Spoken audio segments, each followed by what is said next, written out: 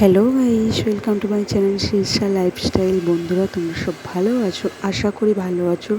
এখানে আমাদের ঝড়ে প্রচুর আম পড়েছে, তাই এখানে আজকে আমি ভাবলাম একটু আমসত্ত্ব বানাবো। আমটা ছাড়িয়ে গোটাই এই যে আমি সিদ্ধ করতে করিয়ে দিয়েছি।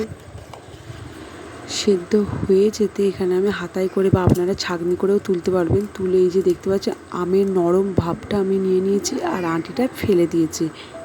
এখানে থালাগুলোতে একটু সর্ষের তেল মাখিয়ে রোদ খাইয়ে নিয়েছি।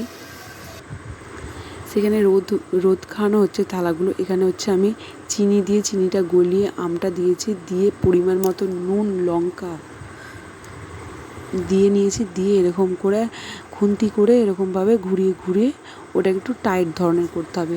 আপনারা যারা যেরকম মিষ্টি খান তারা সেরকম মিষ্টিটা দেবেন, চিনিটা সেরকম দেবেন। যদি ঝাল কেউ খেতে ইচ্ছা যায়, যে ঝাল ঝাল ধরনের, তারা লঙ্কা দিতে পারবেন, বা যারা মিষ্টি খেতে পছন্দ তারা মিষ্টিই দেবেন। আমাদের সোনাই তো প্রচণ্ড চাটনি খায়, সেই জন্য ওর জন্যই করা। এই দেখুন আমি এই খুন্তি করে ওরকমভাবে করে করে করে করে নাড়তে হবে, না নাড়লে জিনিসটা বসে যাবে।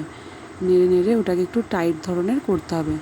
এবার করে থালাতে অল্প অল্প করে ঢেলে হাতের মাধ্যমে একটু চাড়িয়ে নিতে হবে। এই যে দেখতে পাচ্ছেন চাড়িয়ে নিয়েছি। চাড়িয়ে নিয়ে ওইগুলোকে রোদে দিতে হবে। একদিনের রোদ খেয়ে যদি শুকনো হয়ে যায় তো খুবই ভালো, বা দুদিন ধরে রোদ খাইও আপনারা শুকনো করে রাখতে পারবেন, অনেক দিনই থাকবে ওটা। আর এই যে দেখতেই পাচ্ছেন কত সুন্দর আমসত্ত্ব হয়েছে, খুব সুন্দর হয়েছে, খেতেও খুব দারুণ হয়েছে। আমার এই রেসিপিটা কেমন লাগলো বন্ধুরা, প্লিজ কমেন্টে জানাবেন। এরকম আরও সুন্দর সুন্দর রেসিপি জানার জন্য প্লিজ আমার এই চ্যানেলটা সাবস্ক্রাইব করে দিন।